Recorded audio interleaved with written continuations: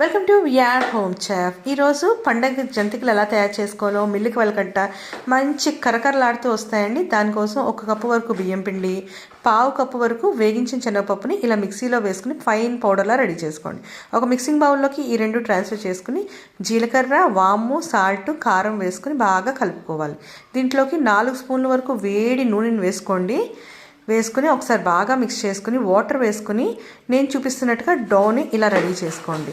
ఇలా రెడీ అయిన పిండి ముద్దని జంతికల గొట్టంలోని నేను చూపిస్తున్నట్టుగా ప్లేస్ చేసుకొని ఇలా చిన్న చిన్న కన్నాలు ఉన్న దాంట్లో వేసుకొని చక్కగా జంతికలు అనేవి వేసేసుకోవచ్చండి.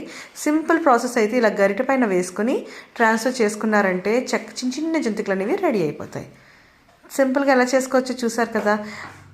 కొంచెం వేగిన తర్వాత వేరే సైడ్కి టర్న్ చేసుకుని ఆయిల్ మొత్తం డ్రైన్ చేసుకుని సర్వ్ చేశారంటే ఇంట్లో అందరికీ నచ్చుతాయండి. అంత క్రిస్పీగా వచ్చాయి.